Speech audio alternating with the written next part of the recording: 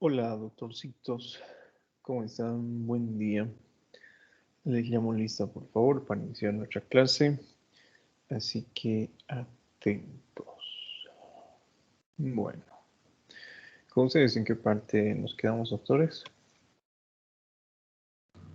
Nos toca tratamiento farmacológico. Listo, muchas gracias. Bueno, antes de pasar al estudio de tratamiento farmacológico, vamos a realizar un breve repaso del tratamiento dietético y, bueno, del proceso fisiopatológico, ¿no? De por qué la dieta que hemos recomendado al paciente con anterioridad. A ver, atentos a la lista. Almonacid Mescuasandra. Presente, doctor. Alves Policarpo Becerra Marcela. Presente, doctor. Arispe Baltasar Karen Dayana. Presente, doctor. Montaño Moisés. Ahí eres presente, doc. Veranga. Presente, doctor. Arias. Presente. Cautín. Presente, doctor. De Moraes. Presente, doctor. Espinosa. Presente, doctor. Flores Mamani. Presente, doctor. Flores Quispe. Presente, doctor. Guzmán Vargas. No está Guzmán. González Vascope. Presente, doctor. Guzmán Bello. Presente, doctor. Tein. Presente, doctor. Nacarino. No está. Nava. Presente, doctor. Obando. Presente, doctor. Ocampo. Presente, doctor. Barraga. Presente, doctor. Pereira. Presente, doctor.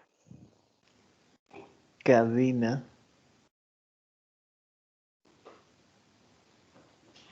No está Cadena. Rojas. Tampoco. Román. Presente, doctor. Santibáñez. Presente, doc. Ortega. Presente, doctor. Rico.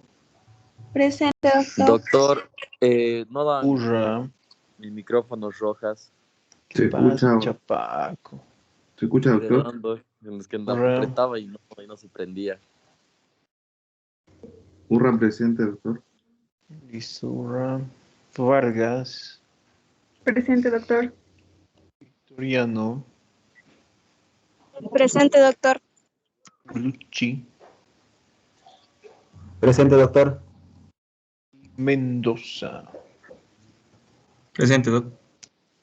Listo. ¿Está A bien ver. de rojas, doctor?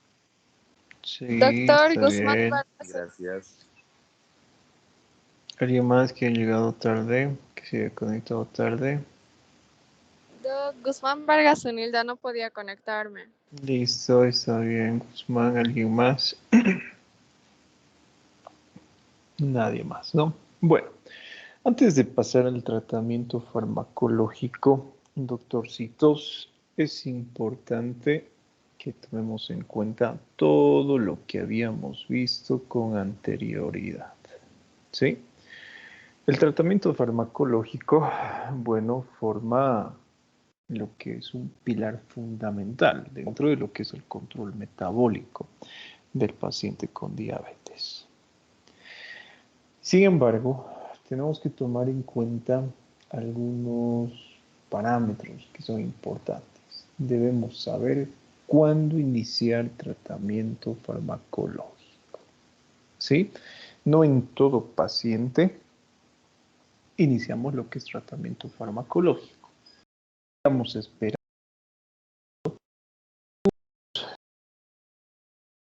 días, algunas semanas, por ejemplo, antes de iniciar justamente este tipo de tratamiento. Aunque habíamos mencionado que depende de varios factores, ¿no? Saber qué tipo de tratamiento iniciar. Ahora, ¿han estudiado lo que es dosis glucotóxica, doctores? ¿Saben lo que es una dosis glucotóxica? Porque vamos a empezar por allí. ¿Sí?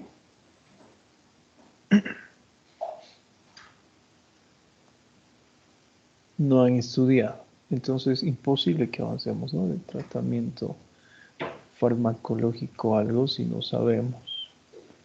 A ver, voy a proyectar la pantalla y permítanme unos minutitos, por favor, porque voy a conectarme desde mi teléfono celular, ¿sí?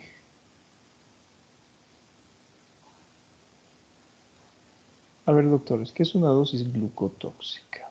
¿Qué entienden ustedes por dosis glucotóxica? ¿Qué es lo que han buscado? Nada. ¿Cuándo iniciamos tratamiento farmacológico entonces, doctores? ¿Cuándo ustedes iniciarían tratamiento farmacológico? Tampoco. ¿Qué saben, doctores? A ver, ¿saben cuál es su nombre completo? ¿Saben cómo se llaman sus papás? Por ahí ni eso saben, chicos. Creo que vamos a hacerles exponer en fisiopata para que no se queden tan callados. A ver, para nuestra siguiente clase de fisiopatología, vamos a ir por orden de lista, ¿sí? Exposiciones, doctores. Por orden de lista. También por 20 puntitos. Almonacid nos expone, por favor, lo que es anemia ferropénica. Alves Policarpo nos expone anemia megaloblástica.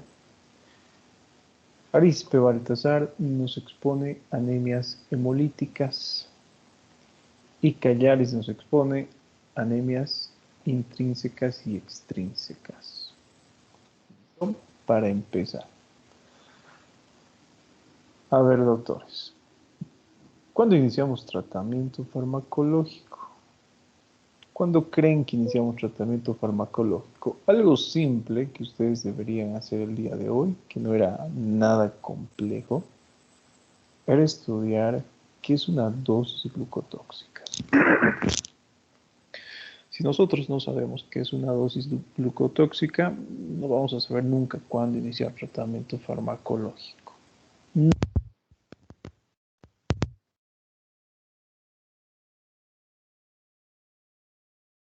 ¿En qué pacientes iniciamos tratamiento farmacológico? ¿Recuerdan cuándo iniciamos tratamiento dietético?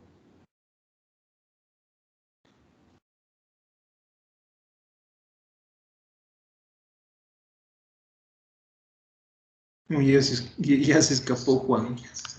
Se reinició mi internet, doctor. Bueno.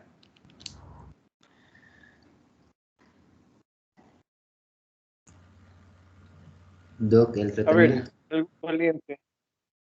Adelante, Boris. el tratamiento dietético sería más lo que es en pacientes con diabetes de tipo 1, ¿no? Y la aplicación de insulina y el tratamiento farmacológico estaría aplicado más para diabetes tipo 2, lo que sería con metformina.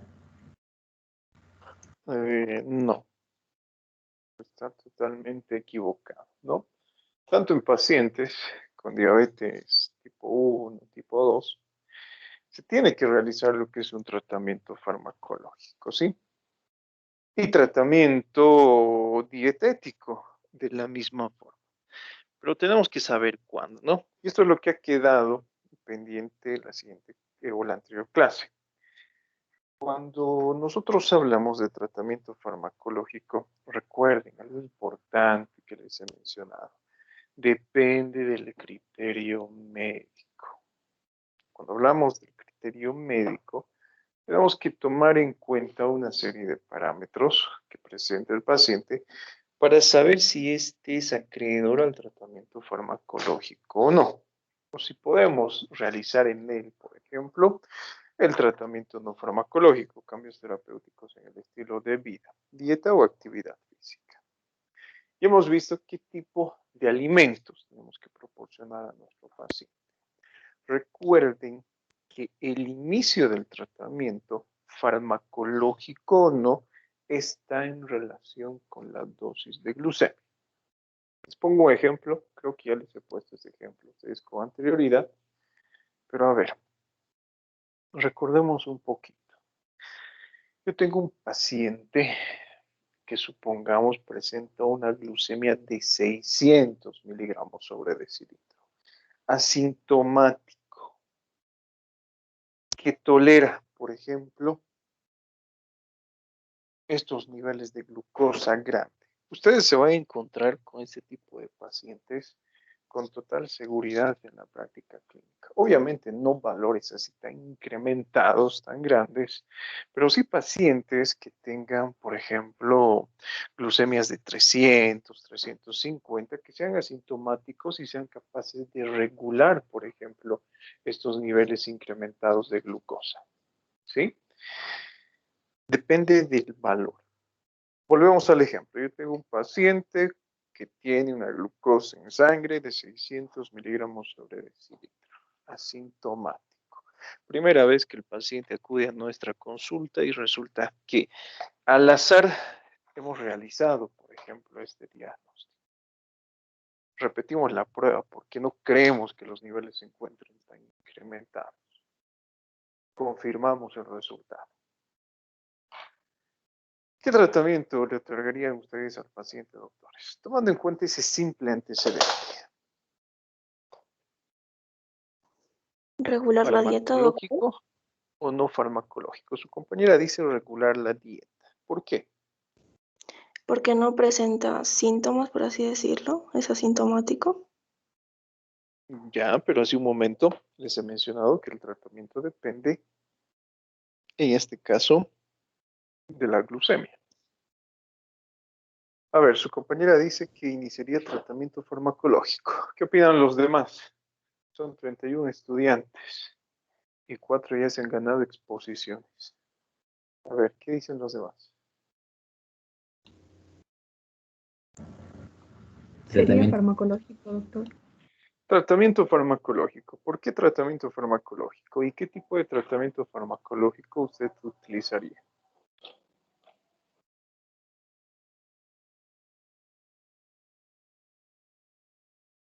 A ver, les voy a dar opciones. Utilizamos antidiabético o hipoglucemiante oral o insulina en este caso.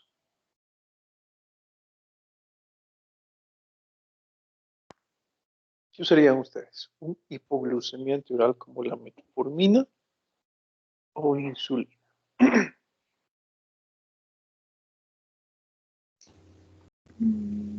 Metformina. Metformina.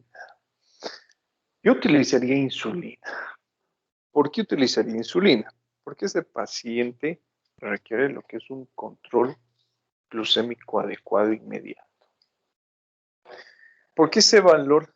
Bueno, si ustedes hubieran estudiado que es una dosis glucotóxica, entenderían por qué utilizo insulina. Metformina, bueno, en este caso no es el tratamiento de elección porque tiene un efecto de acción prolongado, ¿sí? Y además que va a tardar por lo menos en hacer efecto, ¿qué tiempo? Pongámosle en el mejor de los casos 15 minutos, ¿sí? 15 a 30 minutos. Y en este caso el tiempo, bueno, juega un papel importante. ¿Por qué? Porque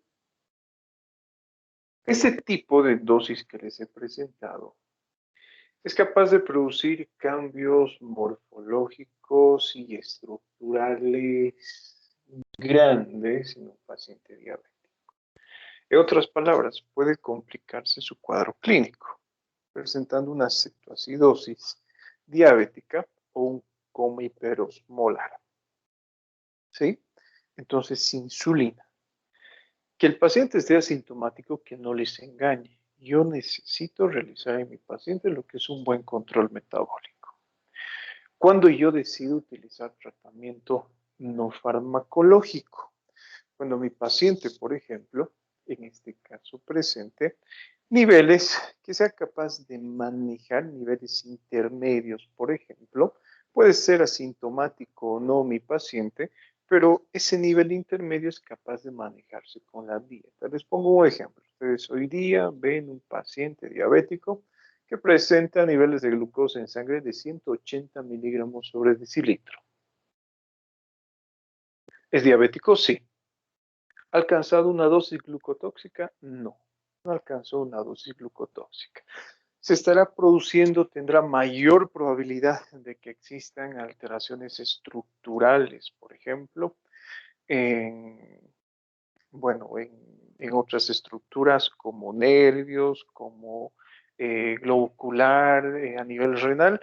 La verdad que todavía no. El paciente ya presenta diabetes, pero la capacidad lesiva de ese incremento de glucosa en sangre, podríamos decir que no es tan grande como para preocuparnos.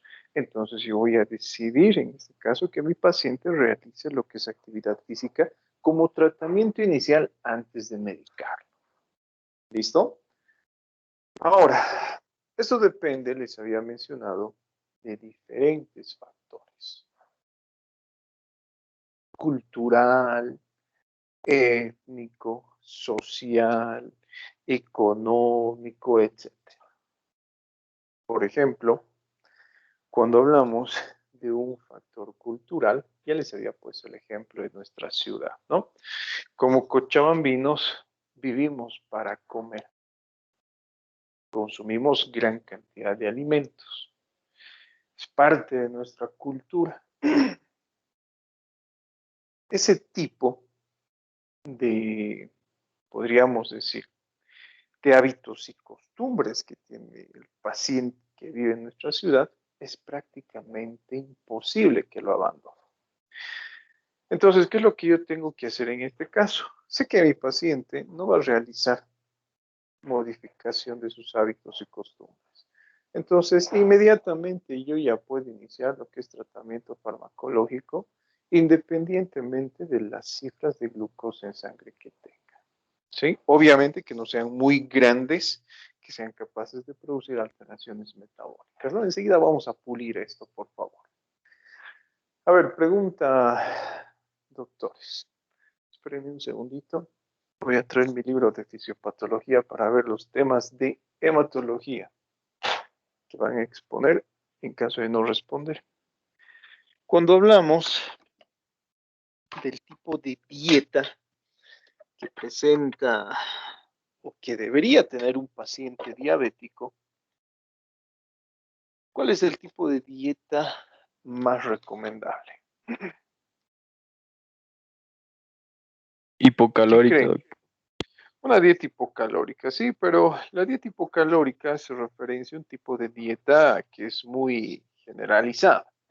Yo puedo tener una dieta hipocalórica reduciendo carbohidratos, puedo tener una dieta hipocalórica reduciendo proteínas, o puedo tener una dieta hipocalórica reduciendo, por ejemplo, lo que son grasas. ¿Sí? Vamos a ser más específicos. Hemos visto dietas con ustedes, ¿no? Habíamos hablado, por ejemplo, de las dietas hipoproteica, hipolipídica, cetogénica, astringente, etc. De todas estas dietas que nosotros hemos estudiado con anterioridad, ¿cuáles serán? ¿O cuál será la más recomendable? ¿Cuál creen que es la más recomendable, doctores? A ver, trastornos de los eritrocitos. ¿Qué nos dice Cristian Flores, ¿qué tipo de dieta cree?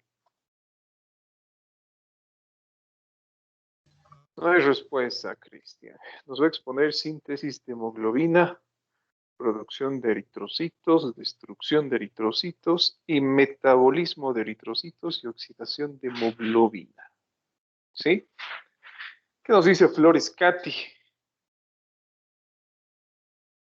Doctor, ¿puede ser la dieta DASH así para evitar la complicación con La hipertensión? dieta DASH se caracteriza por qué?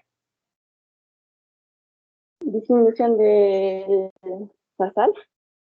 Disminución de sodio. Y en un paciente diabético, nosotros buscaremos disminución de sodio.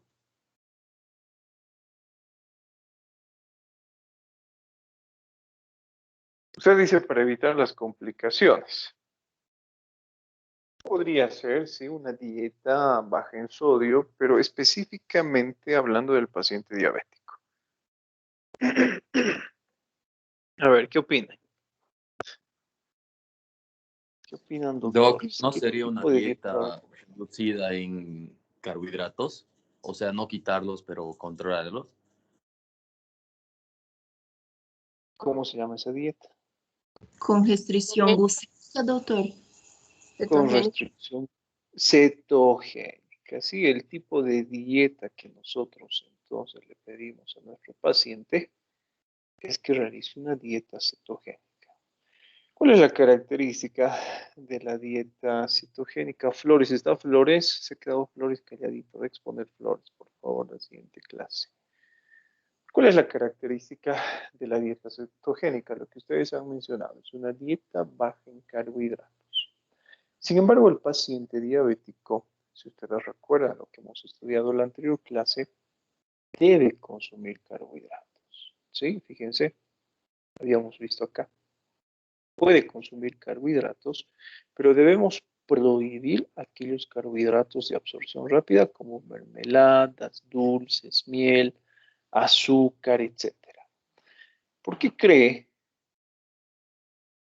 Averanga que el paciente debe consumir una dieta baja en carbohidratos?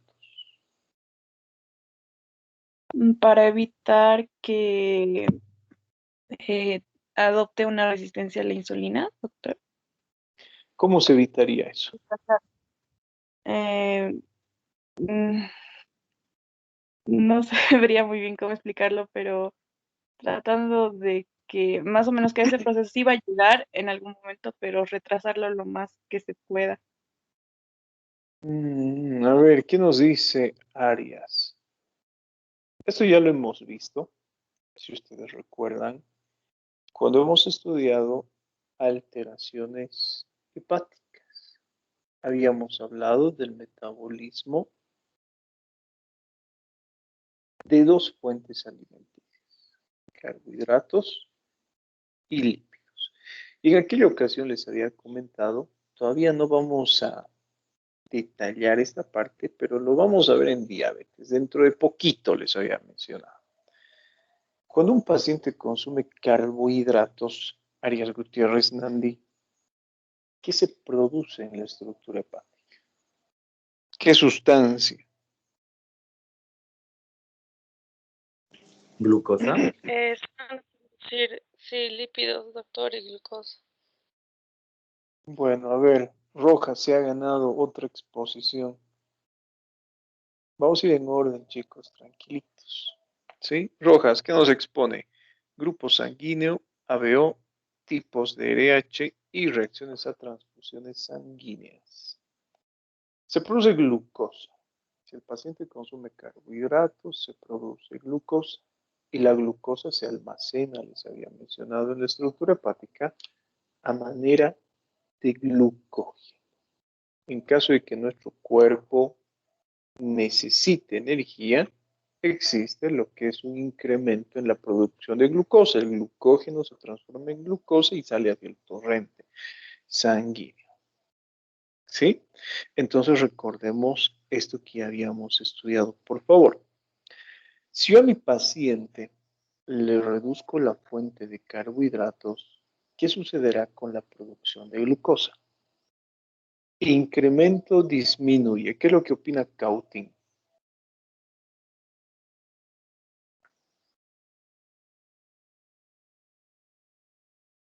Incrementa. No hay incrementa, ¿sí? Incrementa. A ver, es lógico entonces pensar, ¿verdad? Yo le voy a no prohibir a mi paciente, le voy a reducir las porciones de carbohidrato al día que debe consumir para que yo reduzca su nivel en la producción de glucosa. Listo. Ahora, les pongo otro ejemplo. ¿Ustedes creen que el ayuno en el paciente diabético es recomendable o no es recomendable?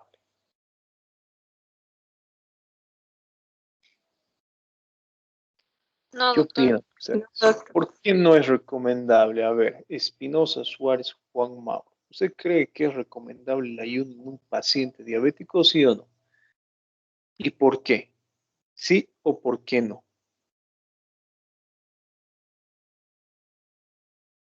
Espinosa, 3, 2 y 1. Nos expone Espinosa anemia por pérdida de sangre.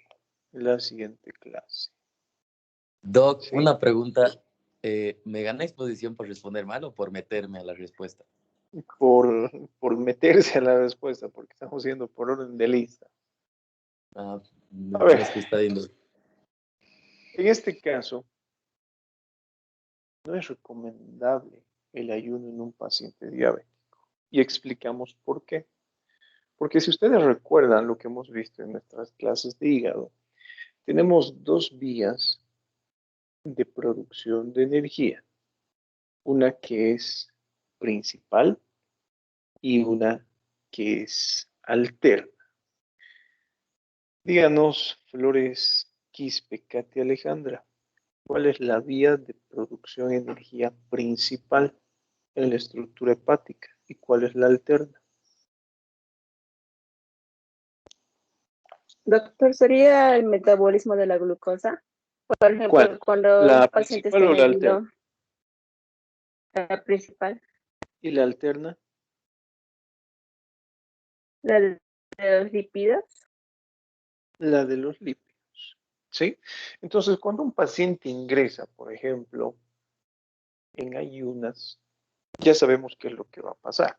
En este caso, el paciente no consume carbohidratos, el glucógeno almacenado, por ejemplo, en nuestro hígado se va a transformar en glucosa, lo cual va a salir al torrente sanguíneo y va a incrementar los niveles de glucosa en sangre. ¿Sí? Ahora, puede ser también, si ustedes recuerdan, que esto genere un estado de hipoglucemia. Si yo no consumo carbohidratos, no se genera glucosa, entonces las concentraciones de glucosa en sangre deberían ser más bajas de lo normal en ayuno. Es por eso que la prueba de ayuno tiene un valor mucho menor si nosotros comparamos con la prueba de lo que es la glucemia casual. Puede ser medida en cualquier momento del día. Entonces ya sabemos por qué, ¿verdad? Sin embargo, si mi paciente es obeso, y si mi paciente es diabético, recuerden que la obesidad es un factor de riesgo asociado. Entonces, en este caso, por ejemplo, si mi paciente obeso, diabético, no consume un desayuno de forma adecuada, ¿sí? Su cuerpo, su organismo, utilizará lo que son ácidos grasos libres como fuente de energía principal. Y si ustedes recuerdan lo que hemos hablado hace poquito en semiología, cuando hemos estudiado uroanálisis y cuando hemos visto en fisiopatología la función de la estructura hepática, la oxidación de ácidos grasos es capaz de generar un producto intermedio, que son los cuerpos cetónicos. Y en un paciente diabético, esto es terrible, Porque si genera cuerpos cetónicos, se puede complicar con un estado, por ejemplo, de cetoacidosis diabética. ¿Sí? Fíjense. Entonces, ¿qué es lo que debemos hacer? Debemos, si vale el término, inactivar ambas vías o por lo menos reducir lo que es su funcionalidad. Por esta razón, yo le voy a dar a mi paciente lo que es una dieta cetogénica baja, por ejemplo, en lo que son carbohidratos y le pediré que reduzca de peso. Si mi paciente es diabético, no reduce su peso. Puede ser que esté bien controlado con hipoglucemia antes orales, pero sufre todavía de obesidad. Entonces, recuerden que muchas veces cuando el paciente se prive de alimentos o ingrese en un periodo de ayunas, como él tiene mayor cantidad de grasa en su organismo, va a existir, por ejemplo, el uso de esta grasa como energía alternativa, lo cual es contraproducente y ya sabemos qué producto intermedio es capaz de producir. ¿Sí?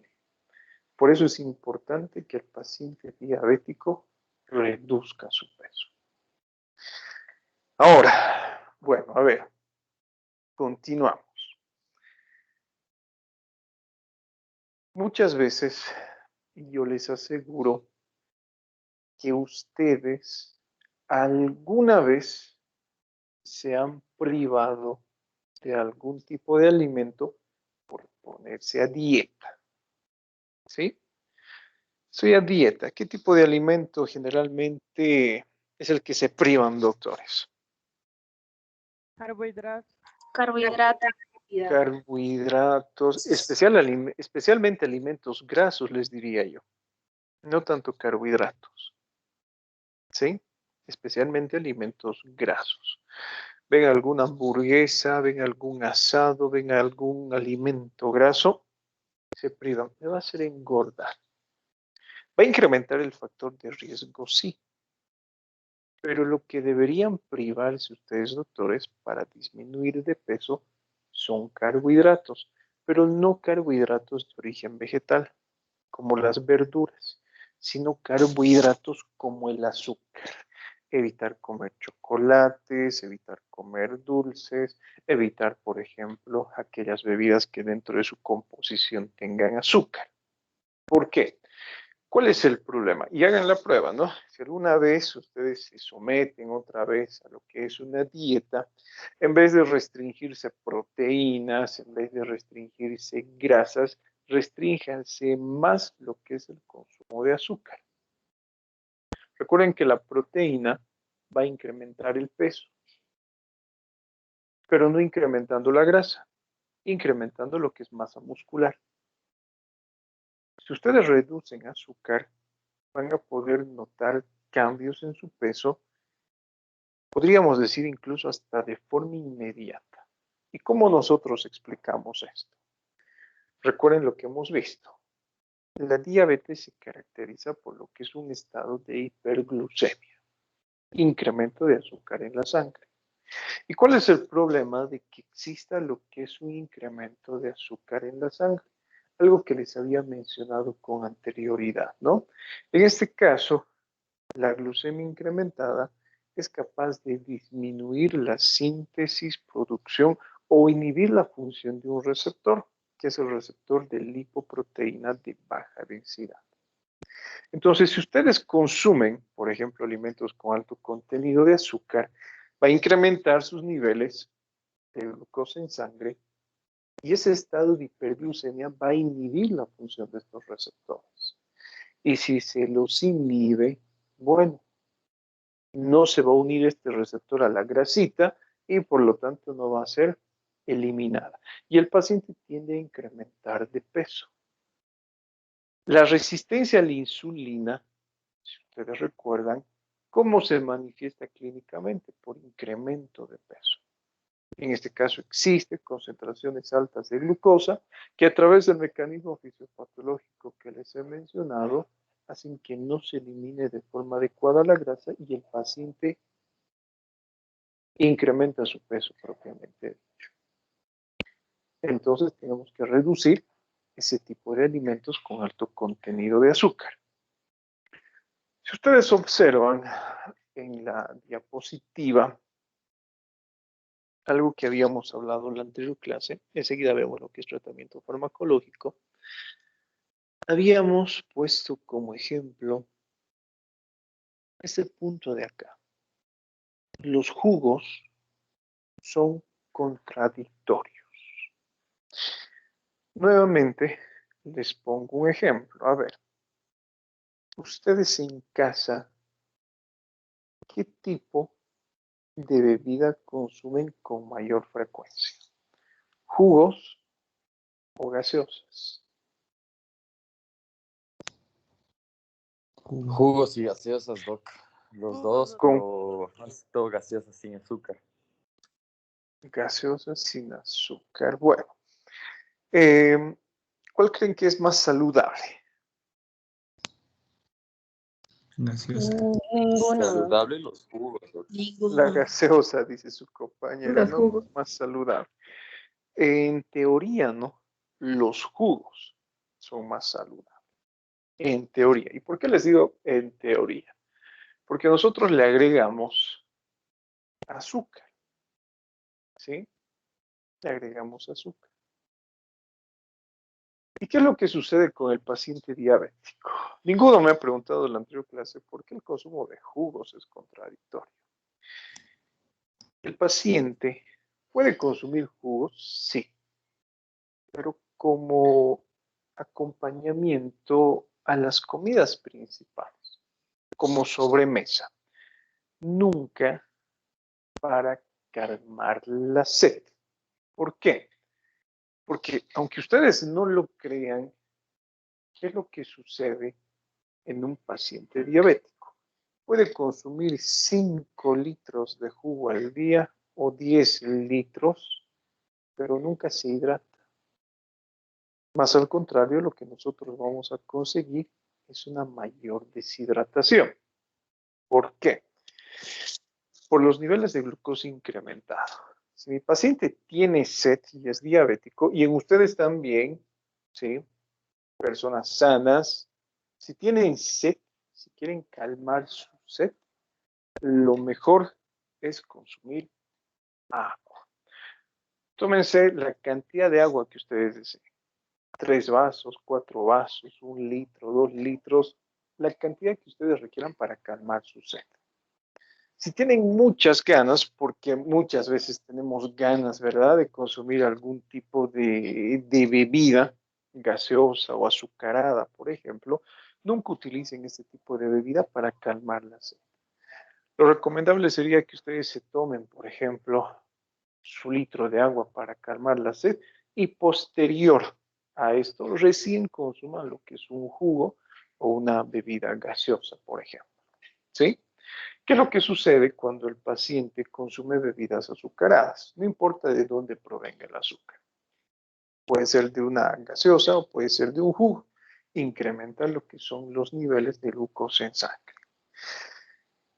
Y ese tipo de glucosa en sangre incrementada es capaz de producir deshidratación. Es por eso que el paciente diabético presenta poliuria, micciona más, con mayor frecuencia, sobre todo con mayor volumen. La cantidad de volumen urinario que pierde el paciente es grandísima. ¿Y qué pasa en caso de que exista mayor pérdida de volumen? Existe, en este caso, lo que es la liberación de una hormona que es encargada de regular la sed. ¿De qué hormona estamos hablando? Que lo hemos conocido el semestre pasado y este semestre lo hemos mencionado. Antidiurética. La hormona antidiurética, que regula el mecanismo de la sed. Entonces, debido a un estado de deshidratación, en este caso que les estoy poniendo como ejemplo, que es secundario a un estado de hiperglucemia, existe mayor liberación de esta hormona y el paciente tiene más sed. Por eso uno de los datos clínicos frecuentes en estos pacientes con diabetes es la polidipsia. ¿Sí? La polidipsia, fíjense, poliuria y polidipsia. Si ustedes consumen jugos, por ejemplo, que tengan su valor intrínseco agregado, es decir, le hayan agregado azúcar, va a incrementar más los niveles de glucosa en sangre, van a producir un mayor estado de deshidratación por la poliuria que ustedes van a tener, va a producir mayor liberación de vasopresina, mayor sed. Y se repite el ciclo. Ustedes nuevamente consumen esta bebida azucarada, otra vez existe un incremento mayor de hiperglucemia, mayor deshidratación, mayor poliuria, mayor polidipsia y obviamente una mayor complicación en el paciente. Entonces, lo ideal para romper este ciclo es, por ejemplo, consumir agua para calmar la sed y solamente los jugos utilizarlos como sobremesa. ¿Sí? ¿Alguna duda les ha quedado entonces? ¿Por qué utilizamos este tipo de dieta? ¿Por qué otorgamos, por ejemplo, este tipo de tratamiento dietético para calmar la sed? Doc, en general, ¿Todo claro? de los jugos, Doc, sabía que en general para ningún paciente sano o diabético es recomendable porque en realidad se está botando en el jugo lo que es la fibra, ¿no? Del jugo y solamente se produce lo que es la fructosa y directamente afecta sobre el hígado y convirtiéndolo luego a la larga en hígado graso. Claro, bueno, en este caso, ya habíamos visto eso la clase pasada, ¿no? Les había mencionado que es mejor comer la fruta pura. Y bueno, en este caso, por ejemplo, lo que ha mencionado su compañero, ¿no? Evitar lo que es la pérdida de fuente de fibras. Si ustedes han prestado atención a la clase pasada, les había mencionado que la dieta del paciente diabético debe contener lo que es fibra soluble. Entonces, muchas veces cuando uno hace jugos, le quita la piel, le quita la cáscara, hace hervir, por ejemplo, la fruta y, bueno, posiblemente la consume, ¿no? Más que hacer hervir, por ejemplo, podrían triturar, licuar la fruta dentro de agua y no agregarle valor intrínseco, ¿no? Pero de preferencia, perdón, consumir lo que es la fruta pura, siempre acompañada de los alimentos. ¿Alguna duda entonces, doctores, con esto, con lo que es tratamiento no farmacológico? Yo creo que con esto está claro, ¿no? Ahora ya sabemos por qué utilizar este tipo de tratamiento en este tipo de pacientes. Pasamos a lo que nos interesa. Hablamos de lo que es el tratamiento farmacológico. Para empezar, lo que ustedes están observando, ¿en qué tipo de pacientes se encuentra recomendado el tratamiento farmacológico? En todo paciente en el cual no se haya alcanzado las metas de control que nos hemos propuesto a través de la modificación del estilo de vida. ¿Sí? Alguno de sus compañeros de algún otro grupo me preguntaba lo siguiente: ¿cómo yo sé que mi tratamiento no farmacológico está siendo efectivo? Yo les había mencionado, ¿no? Después de un mes de tratamiento, tenemos que encontrar por lo menos una reducción mínima del 5%. Si es más, excelente. Eso significa que yo estoy encontrando resultados a través de la modificación del estilo de vida. Si el paciente no presenta este tipo de modificaciones, ¿cómo nos damos cuenta nosotros? Reducción de peso.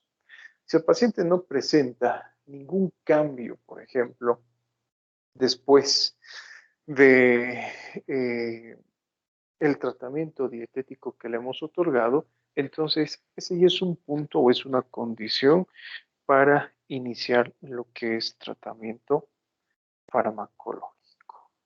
Y el segundo punto, lo que les había mencionado, cuando existan condiciones de que el tratamiento dietético o el cambio terapéutico con el estilo de vida me indique que no va a funcionar. El ejemplo que les he puesto al inicio de clases. Paciente cochabambino que está acostumbrado a comer, a desayunar a las 8 de la mañana, a las 10 de la mañana comer su salteña, a mediodía almorzar, a las 3 de la tarde el famoso, ¿no?, platito de la tarde, a las 6, por ejemplo, por allí alguna merienda, a las 8 de la noche, por ejemplo, cenar, y a las 10 de la noche un alimento, bueno, extra, aparte de las comidas que ha consumido. Si no existen, por ejemplo, este tipo de condiciones y compromiso de que el paciente realmente va a modificar su estilo de vida, nosotros podemos iniciar de una vez lo que es tratamiento farmacológico. Pero entiéndase lo siguiente, doctores. Eso no significa que el paciente abandone los cambios terapéuticos en el estilo de vida. Les voy a poner un ejemplo para que comprendan de mejor. ¿Yo puedo saltarme los pasos dentro del tratamiento del paciente diabético? Sí. Vamos a mencionar cuál debería ser el primer paso. Cambios terapéuticos en el estilo de vida. El segundo paso, ¿cuál debería ser? Si no funciona el primer paso, asociamos cambios terapéuticos al estilo de vida con tratamiento farmacológico. Si el tratamiento farmacológico con hipoglucemiantes orales no funciona, ¿qué es lo que yo utilizaré en mi paciente? Insulina. ¿Sí? Esos son los pasos. Si ustedes han prestado atención al ejemplo que les he proporcionado al inicio de esta clase, habíamos hablado de lo siguiente. Si yo tengo un valor elevado, por más que mi paciente sea asintomático, este valor de 600 miligramos sobre decilitro que sugiere una alteración micro y macrovascular, que sugiere que el paciente ha sobrepasado la dosis glucotóxica, yo tengo que realizar un buen control metabólico dándole a mi paciente insulina. Si mi paciente no reúne las condiciones de que realmente va a modificar su estilo de vida, yo me salto el primer paso. Le voy a dar a mi paciente antidiabético oral, pero nunca abandono los cambios terapéuticos en el estilo de vida. ¿Sí? Ya no voy a intentar, me refiero, durante un mes, 2, 3 meses, con modificación del estilo de vida. Me salto este paso directo a utilizar un hipoglucemiante oral. Pero siempre les recomiendo o va de la mano el tratamiento no farmacológico. Si mi paciente utiliza insulina, si mi paciente utiliza insulina, de la misma forma, no puedo abandonar los cambios terapéuticos en el estilo de vida. Independientemente del tratamiento que nosotros estemos utilizando, sea insulina, hipoglucemiantes orales, el paciente tiene que realizar un cambio terapéutico en su estilo de vida. Eso no puede abandonar. Por eso hemos repasado dieta antes de hablar de lo que es tratamiento farmacológico. Y les vuelvo a poner el ejemplo que les he puesto hace algunos minutos. Vamos a comparar en este caso dos situaciones. Yo tengo un paciente que está consumiendo hipoglucemiantes orales, pero resulta que está comprometido con su estilo de vida y lo ha modificado completamente. Ha reducido de peso, ha reducido, por ejemplo, la concentración de lipoproteínas de baja densidad. Este paciente diabético que utiliza hipoglucemiantes orales, que ha controlado su peso, que laboratorialmente hemos hallado lo que es reducción de LDL, es menos propenso a desarrollar complicaciones, tanto agudas como crónicas. Si yo tengo un paciente diabético, obeso, bien controlado, con tratamiento, por ejemplo, con hipoglucemiantes orales, no hemos eliminado el riesgo. este paciente, por ejemplo, tarde o temprano se va a hacer más resistente a la insulina y tarde o temprano me va a producir lo que es una complicación aguda.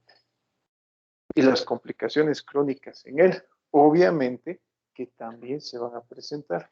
Si nosotros comparamos, por ejemplo, tiempos, yo me atrevería a decir que en el primer ejemplo que les he mencionado, el paciente desarrollará complicaciones agudas y crónicas de acá a 20 años, si sigue con ese estilo de vida. En el segundo ejemplo que les he proporcionado, el paciente presentará este tipo de complicaciones ya a partir del tercer o quinto año, por más que su glucemia se encuentre conservada. Entonces, fíjense que existen diferentes factores que son capaces de influir en este tipo de tratamiento. ¿Listo? Bueno, a ver, en resumen, es esencial que todo paciente diabético siempre continúe con los cambios terapéuticos en el estilo de vida. ¿Cuándo debemos iniciar tratamiento con antidiabéticos orales?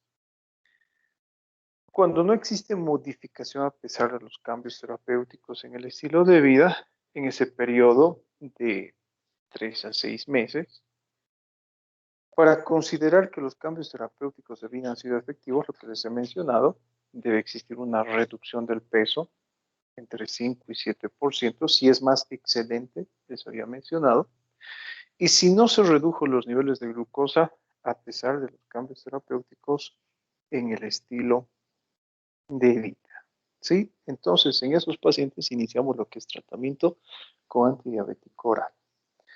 Se recomienda iniciar tratamiento con antidiabético oral desde el momento del diagnóstico, cuando el grado de descontrol de diabetes es grande. Les pongo un ejemplo, a ver, vamos a ir repasando a través de casos clínicos. Tenemos un paciente de sexo masculino que presenta lo que es una glucemia, supongamos, de 140 miligramos sobre decilitro. ¿Qué es lo que ustedes recomendarían como primera opción terapéutica en este paciente?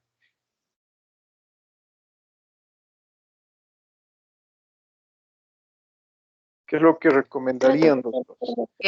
Cambio de estilo de vida. Cambios terapéuticos en el estilo de vida. Listo.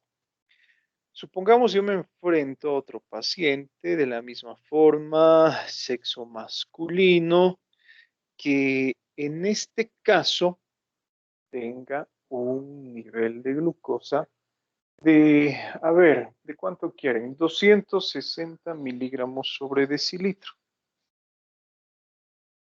260.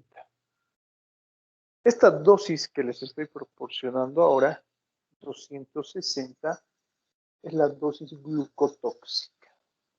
A partir de esta dosis, se ha demostrado que ya existen alteraciones estructurales graves a nivel del hígado, a nivel del páncreas, a nivel de los nervios, produciendo polineuropatía, a nivel, por ejemplo, de los nervios del globo ocular. Puede ser que mi paciente esté asintomático. Puede ser que mi paciente tolere bien este tipo de nivel de glucosa en sangre, 260. En este caso, doctores, ¿qué tipo de tratamiento ustedes elegirían? Farmacológico.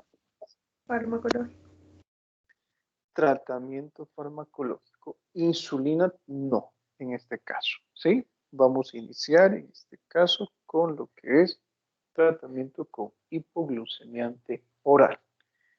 Listo. Así de simple. ¿Sí? Ahora, miren. Una vez que nosotros hemos tomado esa consideración, fíjense, es importante saber la dosis de glucemia en sangre. Tenemos que seleccionar ahora el tipo de antidiabético oral que es más efectivo en mi paciente. Y algo que nosotros, por ejemplo, debemos tomar en cuenta es el índice de masa corporal. El índice de masa corporal me va a servir como parámetro en este caso para saber qué fármaco yo debo usar. Probablemente ustedes alguna vez se han preguntado, ¿por qué existen pacientes que utilizan metformina? ¿Por qué existen pacientes que utilizan algún secretagogo como por ejemplo la glibenclamida? Porque uno está utilizando un tipo de fármaco y el otro está utilizando el otro tipo de fármaco, si ambos son diabéticos, si ambos presentan diabetes mellitus tipo 2, lo que nos indica qué tipo de fármaco es el recomendable usar de manera inicial es el índice de masa corporal. Tenemos que seleccionar el antidiabético oral, fíjense, tomando en cuenta el mecanismo de acción, la efectividad, la potencia, los efectos secundarios, las contraindicaciones y el costo. Una vez que nosotros hemos tomado estas consideraciones, cuando utilizamos metformina, que como ustedes observan allí, forma parte de un grupo de fármacos que se denominan iguanidas. Podríamos decir que es el fármaco antidiabético oral de primera línea. Observen, por ejemplo, en qué tipo de pacientes utilizamos de forma general, especialmente en pacientes con diabetes mellitus tipo 2. ¿Por qué utilizamos en pacientes con diabetes mellitus tipo 2? Porque si ustedes recuerdan, les había mencionado que este tipo de pacientes que sufren de diabetes mellitus tipo 2 son personas que cursan con resistencia a la insulina. Y este tipo de fármaco, podríamos decir que hasta cierto punto es capaz de disminuir la resistencia a la insulina. Ese es uno de los mecanismos de acción, además de ser hipoglucemiante como tal. ¿Sí? Clínicamente, si ustedes recuerdan, por ejemplo, lo que habíamos estudiado con anterioridad, ¿qué sucede con estos pacientes que son resistentes a la insulina? ¿Qué es lo que nosotros observamos en él? ¿Cómo yo sé físicamente que mi paciente es resistente a la insulina? ¿Qué veo en él?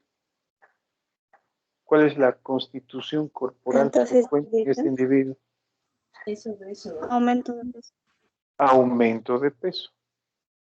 Y otro mecanismo de acción, por ejemplo, en este caso de la metformina, es que me sirve también para reducir de peso, como ustedes están observando.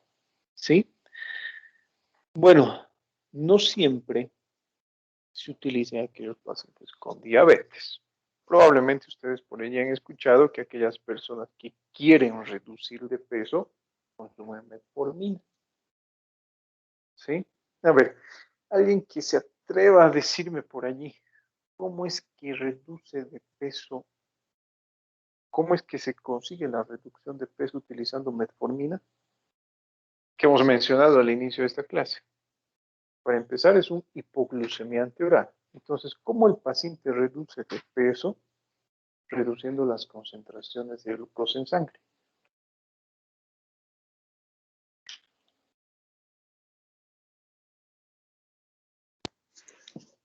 Doctor, ¿podría ser porque ya no hay lo que es una inhibición de la síntesis de las lipoproteínas de baja densidad? ¿El Del receptor? receptor, Sí, del ¿no? receptor.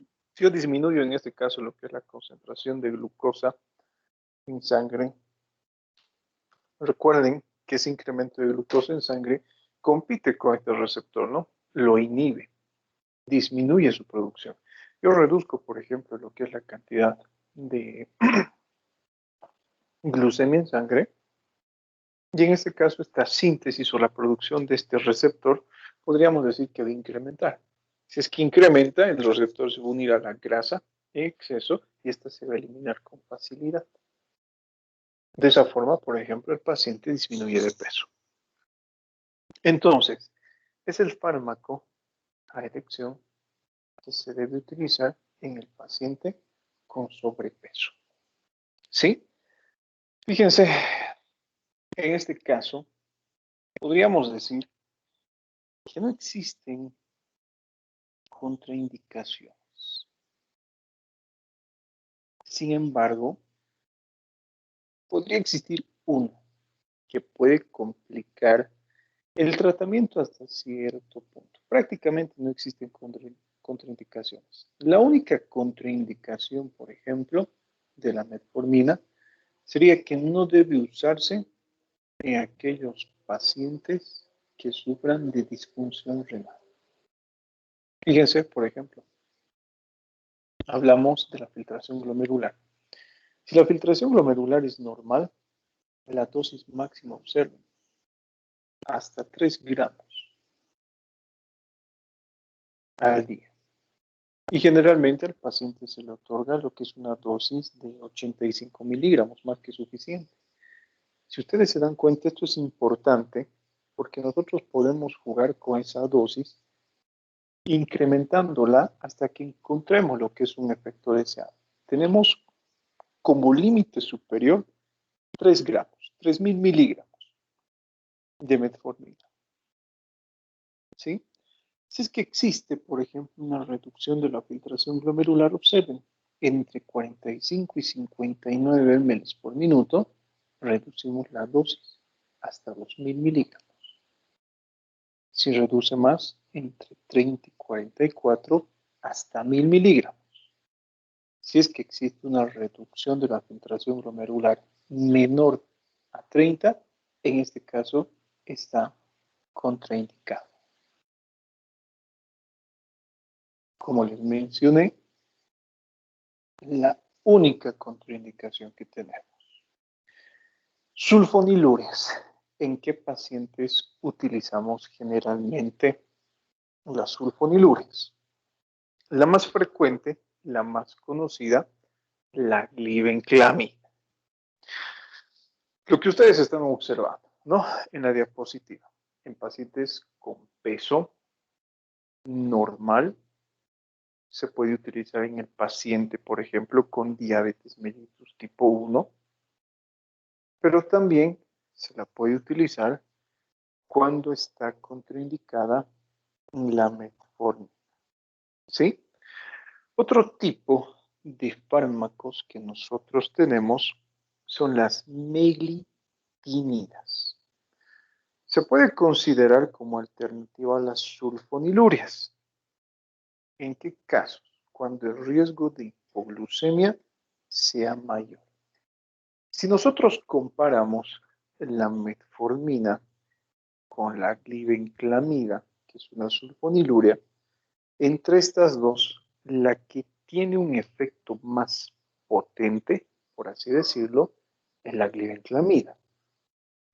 Muchas veces en la práctica clínica nos hemos enfrentado a pacientes con insuficiencia renal, en los cuales está contraindicada la metformina, ¿sí? Siempre y cuando la disminución de la filtración glomerular sea menor a 30. Entonces utilizamos la otra opción terapéutica, sulfoniluria.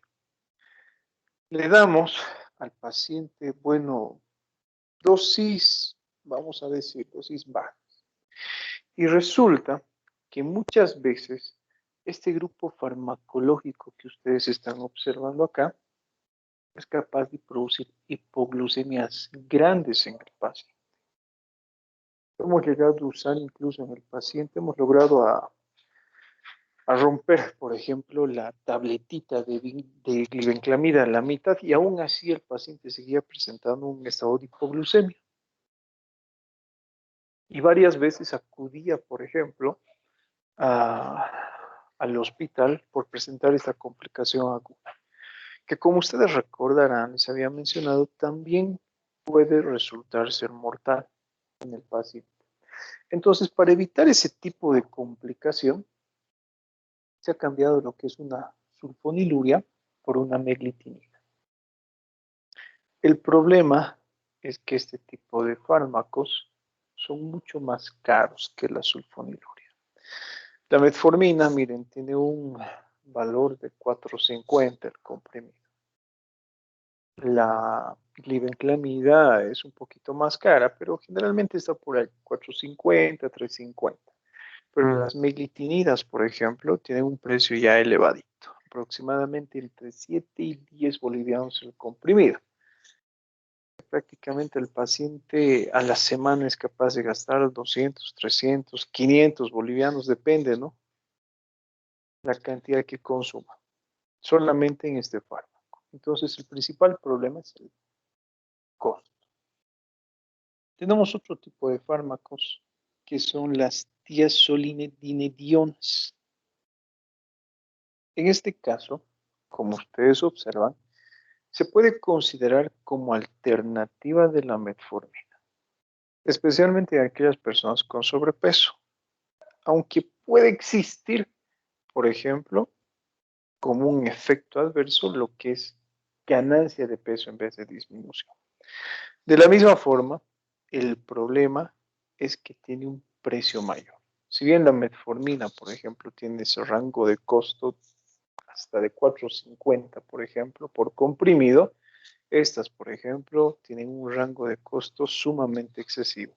Pero les comento, son excelentes para tratar a los pacientes diabéticos. Alguna vez hemos llegado a utilizar este tipo de fármacos y nos han demostrado resultados excelentes en el tratamiento.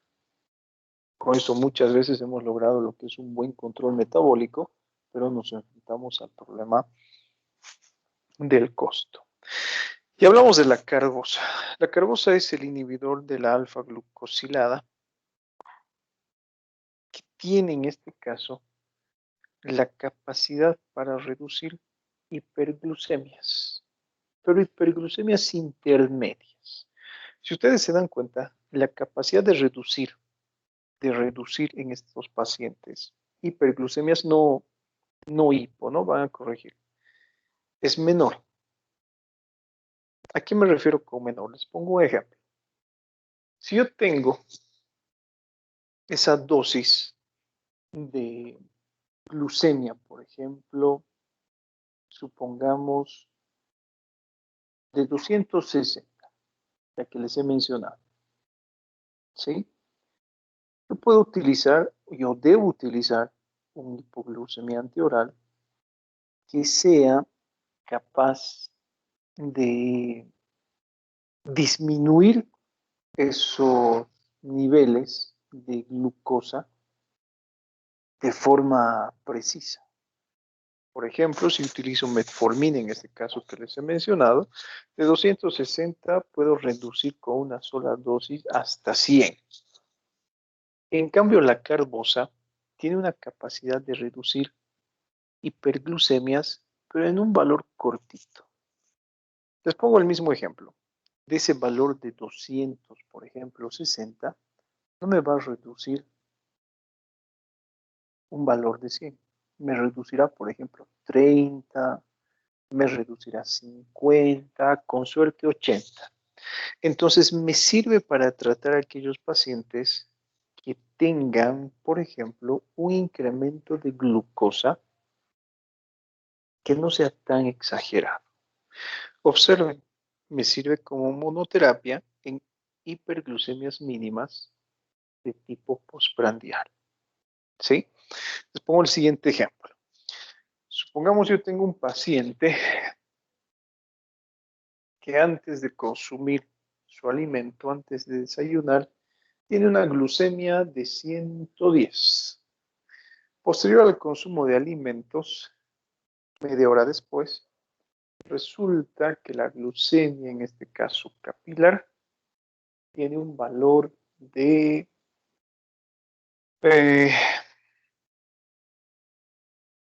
200.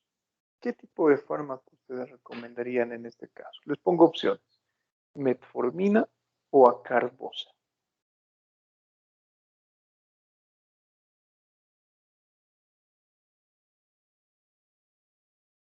¿Qué fármaco utilizarían ustedes? De 100 se ha disparado la glucemia a 200. Metformina, Doc. Utilizamos metformina. ¿Por qué, Fabián? Porque ya no sería una una hiperglucemia intermedia, sino que ya sería alta. Como en este caso, como hiperglucemia intermedia, vamos a entender un valor que sea elevado de forma mínima, ¿sí? Recuerden que tenemos dos estados de hiperglucemia, no nos vamos a confundir con esos, que es la intolerancia a la glucosa y es la glucemia en ayuno alterada. No nos vamos a confundir con eso, ¿sí? Para los ejercicios de ahora en adelante, vamos a decir hiperglucemia intermedia, aquella que no alcance un valor alto. Listo, está bien lo que ha mencionado su compañera. ¿Qué pasa si yo tengo un caso similar? Paciente que tiene una glucemia en ayunas de 100, medida por lo que es un glucómetro, glucemia capilar, y resulta que después, por ejemplo, del consumo de alimentos, después de su desayuno, el paciente presenta lo que es una glucemia de 135.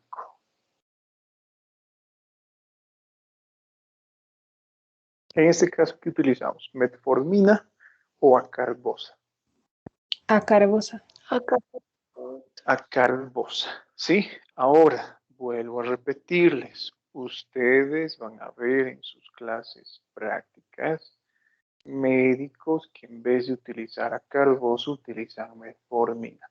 ¿Esto está mal? No está mal. Es también parte de lo correcto y parte del criterio que ellos manejan. Recuerden que al consumir, por ejemplo, metformina, ese valor que les he mencionado, 135, se puede reducir a 70 o 80. Es mucho más grande la reducción del valor de glucosa con la metformina. Pero podemos utilizar acarbosa como terapia para reducir estos niveles de glucosa que no se encuentren muy incrementados. Ahora, bueno, fíjense que cuando hablamos del tratamiento, tenemos que saber, por ejemplo, cómo escoger este tipo de tratamiento. Índice de masa corporal, ya habíamos mencionado. No, esto, bueno, lo vamos a pasar. Probablemente alguna vez ustedes han oído por allí que este tipo de pacientes que sufren de diabetes requieren un tratamiento combinado. ¿Cuándo yo debo usar en estos pacientes diabéticos un tratamiento combinado? Fíjense, enseguida vamos a realizar casos clínicos. Si el paciente pierde peso de forma acelerada, puede utilizar metformina a sulfonilurea. Si no se consigue una respuesta adecuada en 1 o 2 meses, debe agregarse lo que es insulina basal. En caso de cetonuria, se debe agregar insulina. Y una característica importante, la dosis del antidiabético oral debe incrementarse de forma gradual. ¿Sí? Nos vamos a olvidar de esto que nos dice la teoría y repasamos, por ejemplo, con algunos casos clínicos que he preparado para ustedes. Vamos a tomar en cuenta, doctores, los siguientes valores. Prueba de glucosa en ayunas de 260 me indica dosis glucotóxica. Recuerden que nuestro objetivo como médicos es evitar que el paciente llegue a esa dosis glucotóxica, ¿sí? Recuerden que la dosis glucotóxica es 260. Pero vamos a utilizar un parámetro inferior a este que les he mencionado ya para iniciar lo que es tratamiento. El parámetro inferior que vamos a utilizar es un valor de 240 miligramos sobre decilitro. ¿Listo? Primeros parámetros. El segundo parámetro, hemoglobina glucosilada, menor a 8.5% y mayor a 8.5%. Les pongo el siguiente ejemplo. Tenemos un paciente que presenta una prueba de glucosa en ayunas que sea de 220 miligramos sobre decilitro. Tratamiento.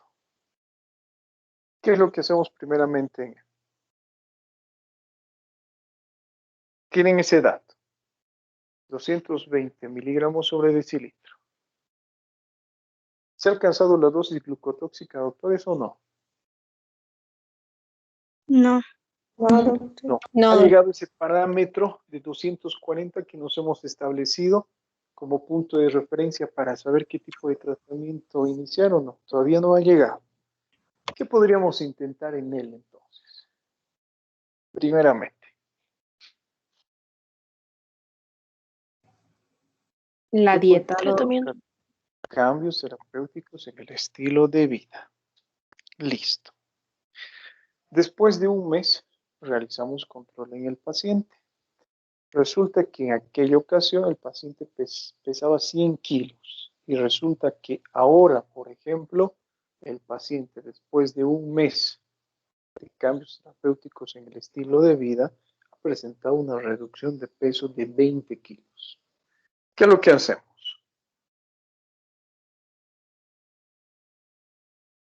Continuamos con el mismo tratamiento, doctor. Continuamos con el mismo tratamiento porque está siendo efectivo. ¿Sí? Probablemente alguno por allí me pregunte, 20 kilos en un mes es imposible. Es posible. Todo en esta vida se puede, ¿no? ¿Va a producir complicaciones ese tipo de tratamiento que le estamos otorgando? Sí, pero la hipoglucemia será la principal complicación. Para lograr un buen control metabólico, ¿qué es lo que recomendaría en este paciente? Para evitar que llegue a la hipoglucemia. ¿Cómo se logra un buen control metabólico? Monitorizando al paciente de forma frecuente. ¿Cómo monitorizamos en este caso al paciente de forma frecuente? Glucómetro. El paciente todos los días, antes, después de las comidas, antes de la actividad física, después de la actividad física, debe medir su glucemia capilar. Ponemos el segundo ejemplo. Tenemos un paciente similar que presenta, en este caso, por ejemplo, lo que es este mismo valor, 220 miligramos sobre decilitro en ayunas. ¿Qué es lo que le recomiendan ustedes a este paciente? Otra vez volvemos al mismo ejemplo. A ver. 220. Obeso.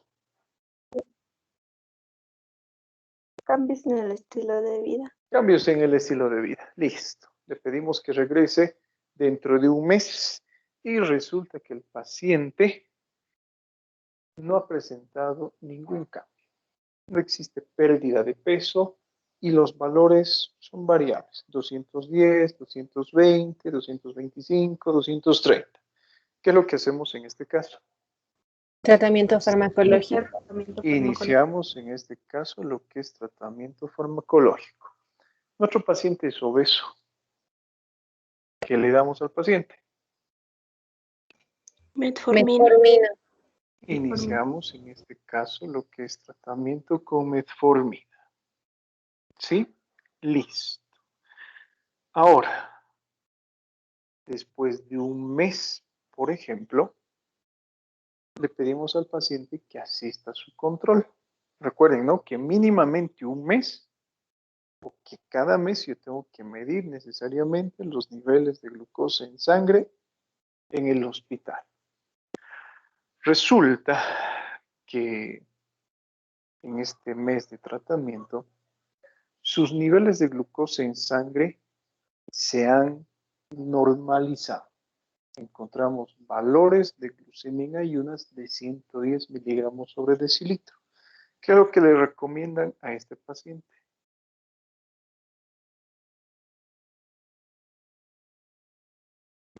¿Y continuar con la metformina?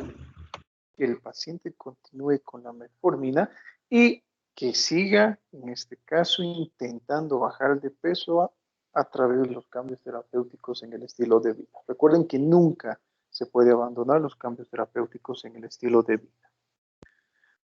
Supongamos que tenemos este mismo caso, le hemos otorgado a nuestro paciente metformina y después de un mes de tratamiento asiste a nuestra consulta el paciente y resulta que en este caso los niveles de glucosa en sangre permanecen altos.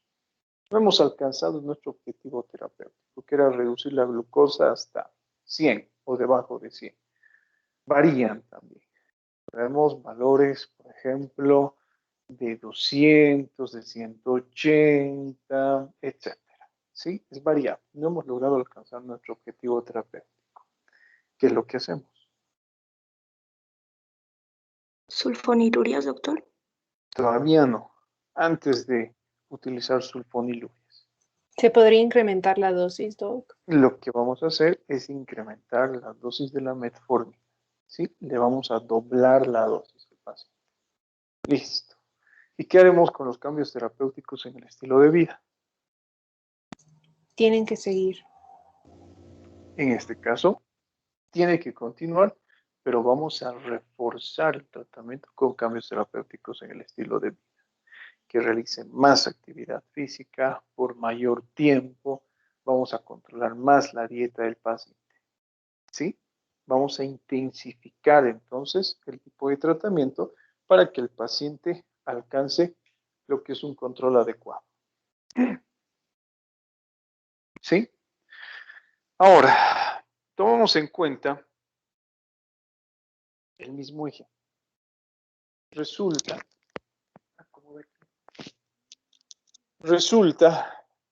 que en este caso tenemos el mismo cuadro. Hemos reforzado sus cambios terapéuticos en el estilo de vida, le hemos doblado la dosis de metformina. El paciente asiste a consulta después de 2 meses y resulta que ahora sí hemos alcanzado nuestro objetivo. El paciente ha reducido de peso, el paciente ha presentado lo que es un buen control metabólico de la glucosa. ¿Qué es lo que hacemos en este caso?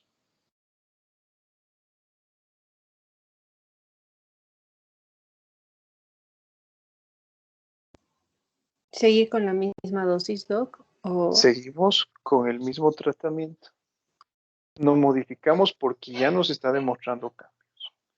Pero tomamos en cuenta el mismo ejemplo.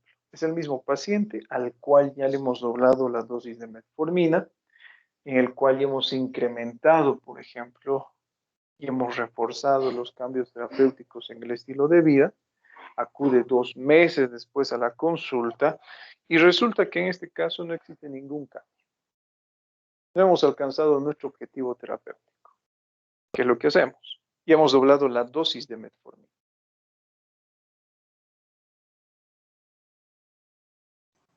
ahora sí sería la sulfonilurias, Doc? Listo. Ahora sí lo que nosotros podemos hacer es combinar el tratamiento farmacológico.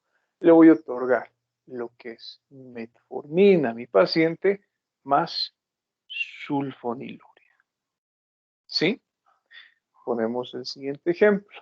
Nuestro paciente ya se encuentra con tratamiento con metformina y sulfoniluria. Le voy a decir, vuelva dentro de 2 meses para su control clínico. El paciente regresa dentro de 2 meses y resulta que hemos alcanzado nuestro objetivo terapéutico. ¿Qué es lo que hacemos? Seguir con la metformina y la sulfoniluria, Doc. Seguimos con la metformina y sulfoniluria.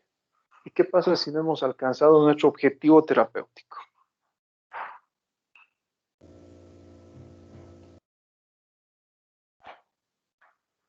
A pesar de este ¿Se agrega insulina basal?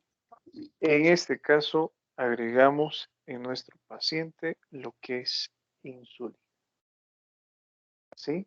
Cuando no funcione lo que es el tratamiento combinado, insulina basal. Listo. Les pongo otro ejemplo. Supongamos tenemos un paciente que presenta una glucemia en ayunas de 300 miligramos sobre decilitro. El paciente se encuentra estable.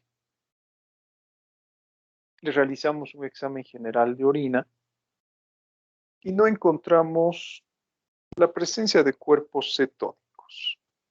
¿Sí? ¿Qué es lo que hacemos en este paciente? Tenemos que preguntarle si últimamente ha perdido peso. Si el paciente ha perdido peso últimamente, entonces directamente iniciamos tratamiento con metformina y sulfonilurea. Nos saltamos todos esos pasos que hemos puesto en estos ejemplos, en estos casos clínicos. Si el paciente ha perdido peso rápidamente, pero se encuentra clínicamente estable, directamente metformina más sulfonilurea. ¿Qué pasa si el paciente no ha perdido peso rápidamente? Lo mismo que hemos estudiado en inicio. Si es obeso, metformina. Si después de cierto tiempo no funciona la metformina, incrementamos la dosis. Si no sirve el incremento de dosis de metformina, agregamos una sulfonilurea. Si no sirve el tratamiento combinado de metformina más sulfonilurea, ¿qué es lo que hacemos en este caso? Insulina basal. Volvemos al mismo esquema inicial que habíamos mencionado con anterioridad. ¿Sí? Ahora, ¿qué es lo que pasa si a pesar de ese tratamiento que les he mencionado, el paciente ha perdido peso? Sí. Iniciamos tratamiento con metformina y sulfonilurea. Después de un mes lo controlamos. Si es que no hemos alcanzado nuestro objetivo terapéutico, ¿qué es lo que hacemos en este tipo de pacientes? ¿Insulina? Directamente le damos a nuestro paciente insulina. Y les pongo otro caso clínico. Tenemos un paciente que presenta en este caso lo que es una glucemia en ayunas con el mismo valor, 300 miligramos sobre decilitro. El paciente se encuentra somnoliento, letárgico, asténico. Le realizamos un examen general de orina y en este encontramos la presencia de cuerpos cetónicos. ¿Cuál será nuestro tratamiento?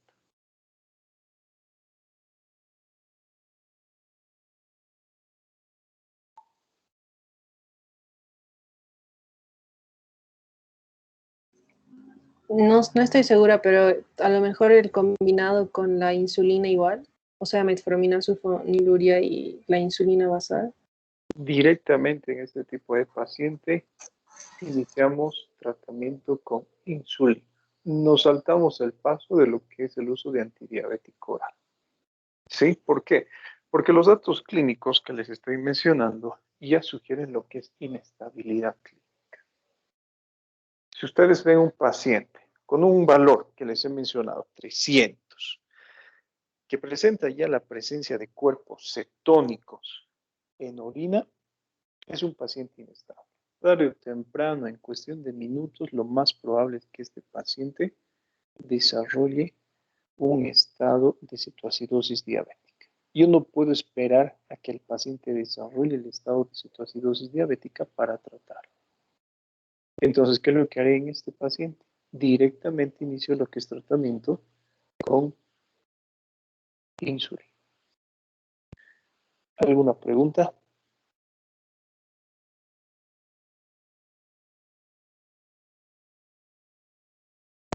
No, Doc. ¿Quedó claro con el agua? Sí.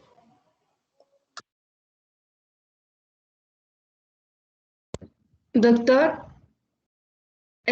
¿solo insulina? En este caso, a ver, lo que nosotros hacemos para revertir este cuadro de inestabilidad clínica, primeramente insulina. porque recuerden que yo estoy otorgando este tipo de tratamiento farmacológico para lograr lo que es un buen control metabólico.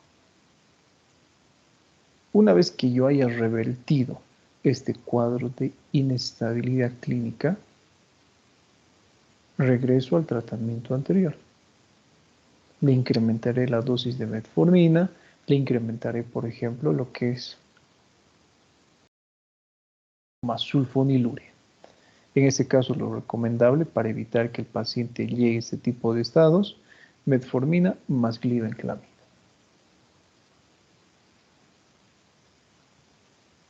¿Algo más?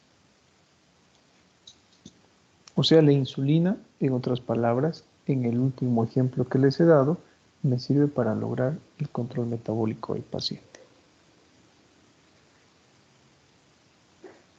¿Qué otra pregunta tenemos? Doc, o sea, cuando el paciente ya esté estable, se le da la metformina con la sulfonilurea y insulina. Sí, sí. La insulina la quitamos, lo que tú acabas de mencionar, cuando el paciente se encuentra clínicamente estable. ¿Sí? Puede ser que el paciente se vaya a su casa de alta, pero si no está estable o no hemos logrado regular los niveles de glucosa, el paciente sigue con insulina. ¿Sí? El paciente debe seguir con insulina hasta que se logre un buen control metabólico. Si ustedes recuerdan, eso lo habíamos visto en el primer día de clases cuando hemos estudiado diabetes. Les había mencionado que aquel paciente con diabetes mellitus tipo 2 en algún momento requiere lo que es insulina para lograr lo que es un buen control metabólico.